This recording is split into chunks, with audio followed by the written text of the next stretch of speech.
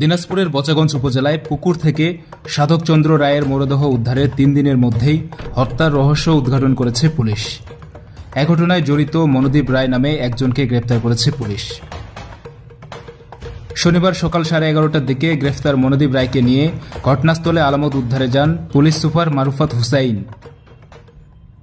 এ সময় মনোদীপ রায়ের দেখানো স্থান থেকে সাধকচন্দ্র রায়ের ব্যবহৃত মোটরসাইকেল এবং হত্যায় ব্যবহৃত বাঁশের লাঠি উদ্ধার করে পুলিশ।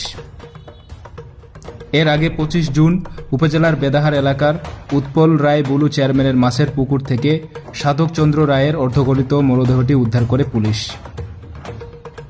গ্রেফতার মনোদীপ রায় বচাগঞ্জের 2 নং ঈশানিয়া ইউনিয়নের রন্টি গ্রামের তপন কুমার রায়ের ছেলে। টাকা ধারের বিষয়টি মনোদীপ রায়ের পরিবারকে জানানোর ক্ষোভ থেকেই এই হত্যাকাণ্ড বলে জানিয়েছে পুলিশ সুপার মারুফাত হোসেইন। মনোদীপ রায়ের মাকে বলছে যে তোর বেটার কাছে টাকা পায়, এই নিয়ে একটু ঝগড়াঝাটি হয়। পরবর্তীতে মনোদীপ রায়কে তার মা বকাবকি করে, এই জন্য সে মনোদীপ রায় ক্ষিপ্ত হয়ে যায়। গত সোমবার তাকে ডেকে নিয়ে আসে, ওদের ফোনে কথা হয়।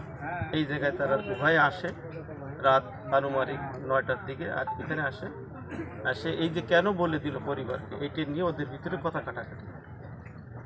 কাটাকাটির এক পর্যায়ে সাধক রায় ওর বাবা মা মনোদীপ রায়ের বাবা মা তুলে গালি দেয়। গালি দিলে ও উত্তেজিত হয়ে এখানে থাকা একটা লাঠি দিয়ে বাঁশের লাঠি দিয়ে সে লাঠিটা উদ্ধার হয়েছে। এই বাঁশের লাঠি দিয়ে ওকে মাথার পিছনে আঘাত করে। তো ওইটা একটা সেন্সিটিভ জায়গা হওয়ার কারণে ওই এক বাড়িতেই সে পড়ে গেলে তাকে আরও 2টো বাড়িতে পানিতে পড়েছে।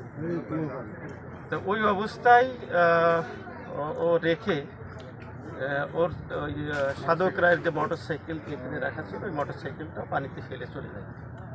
পরবর্তীতে সোমবার, মঙ্গলবার, বুধবার সকালবেলায় এখানে একজন লোক তাকে দেখতে পায়, লাশ হিসেবে তাকে দেখতে পায়। তখন আমাদের নলেজে আসে, আমরা তখন খোঁজাখুঁজি করি যে কে এই ঘটনা ঘটাইতে পারে।